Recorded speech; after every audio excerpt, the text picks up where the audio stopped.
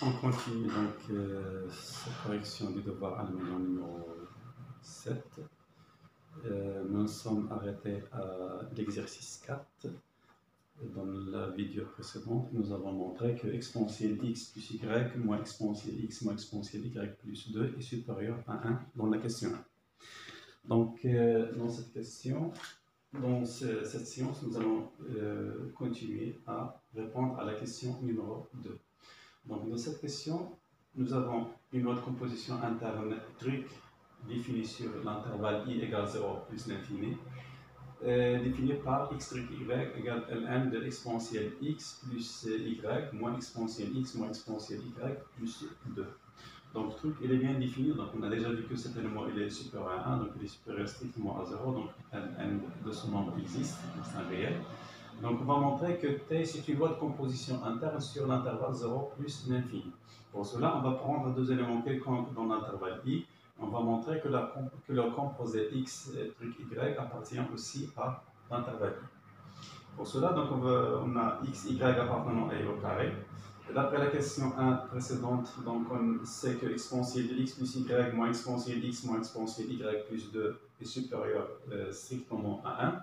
Si j'ajoute, si je fais ln, donc on sait que la fonction ln est une fonction croissante, donc on peut comparer ln de son nombre avec ln de 1. ln de 1 c'est 0, donc on trouve que ln de son nombre est supérieur strictement à 0, et ceci c'est x truc y est supérieur strictement à 0. On déduit donc que x truc y appartient à l'intervalle i, d'où t c'est une loi de composition interne sur l'intervalle i. On passe par la suite à la question 3 de cet exercice numéro 4. Donc, dans cette question, nous avons f, c'est une application indéfinie de l'intervalle i vers l'intervalle i, qui à chaque x fait correspondre f de x égale ln de 1 plus x. Et on nous demande de montrer que f, c'est un isomorphisme de l'intervalle i muni de la multiplication vers l'intervalle i muni de la loi truc. Donc, pour montrer que f, c'est un isomorphisme, on va montrer que c'est un homomorphisme et qu'il est bijectif. Donc, pour montrer que f c'est un homomorphisme, on va prendre deux éléments quelconques dans l'ensemble de départ. On va montrer que leur composé par la loi du premier de l'ensemble de départ est égal à la composée des images par la loi de composition de l'ensemble dérivé qui est i muni de la loi truc. Donc, on va montrer en particulier que f de xy égale f de x truc f de y. Donc, on n'annule pas ce premier membre, c'est quoi f de xy? D'après la définition de f, c'est ln de 1 plus xy. D'autre part, on va calculer le deuxième membre de cette égalité pour trouver l'égalité par la suite. Donc, c'est quoi f de x truc f de y? Donc, f de x truc f de y, on va appliquer la définition de la loi truc. Donc, c'est ln de f de x, pardon, c'est f de x c'est avant ça, on va remplacer f de x par la définition. Donc, c'est quoi f de x? C'est ln de 1 plus x, f de y, c'est ln de plus y. Après, on va appliquer la définition de la loi truc. Donc, la composition de ces deux éléments par la loi truc, c'est ln de ce nombre réel ici, qui est donné par la définition de la loi truc. Donc après, on va faire quoi? On va faire des calculs à l'intérieur de ce ln. On a la composée de l'exponentielle avec un n, ça dans l'identité, donc c'est 1 plus x. Composition de l'exponentielle avec un n, ça dans l'identité, donc c'est 1 plus y, plus 2. Et ici, nous avons la propriété connue de ln, donc ln de la somme de deux nombres, c'est ln du produit. Donc ln, elle transforme le produit en somme. Donc on déduit que ensuite on a exponentielle de ln de 1 plus x facteur de 1 plus y, c'est 1 plus x facteur de 1 plus y. Après on fait un développement ici, donc on développe les calculs, on développe et on simplifie. On trouve par la suite que son nombre est égal à ln de 1 plus y. Pourquoi? Donc on a des éléments qui sont opposés ici, donc on a 1 moins 1, donc la somme c'est 0. On a plus x moins x, la somme c'est 0. Plus y moins y, la somme c'est 0. Donc, moins 1 plus 2, ça donne 1. Donc, ce qui reste, c'est 1 plus xy. ln de 1 plus xy, c'est exactement f de xy. Donc, on déduit que f est bien un homomorphisme de l'ensemble i muni de la loi multiplication vers l'ensemble i muni de la loi truc. Donc, on a montré que f c'est un homomorphisme. Donc, pour montrer que c'est un isomorphisme, on va montrer que f est bijectif. Pour cela, on va prendre un élément quelconque dans l'ensemble d'arrivée. On va montrer que cet élément-là, y, admet un unique antécédent dans l'ensemble de départ i, et que f de x égale y. Donc on va chercher le x, on va montrer qu'il existe, qu'il est unique et qu'il appartient à l'ensemble E. Donc on a trois choses à vérifier, donc l'existence, l'unicité et l'appartenance à l'intervalle i. Donc on a f de x égale y, c'est équivalent à dire que ln de 1 plus x égale y. Donc c'est équivalent à l'exponentielle de son nombre égale l'exponentielle de son nombre, donc ça donne 1 plus x égale l'exponentielle de y. C'est équivalent à dire que x égale l'exponentielle y moins 1. Donc reste à vérifier que x appartient à E. Donc on a trouvé l'existence, donc ce x il existe, c'est bien, il est ici, donc c'est exponentielle y moins 1. Et il est unique, on a trouvé une seule solution, on n'a pas trouvé plus. Donc il existe, il est unique. Mais il reste à vérifier qu'elle appartient vraiment à l'ensemble I, qui est l'intervalle 0 plus l'infini. Donc reste à vérifier que x appartient à l'intervalle I.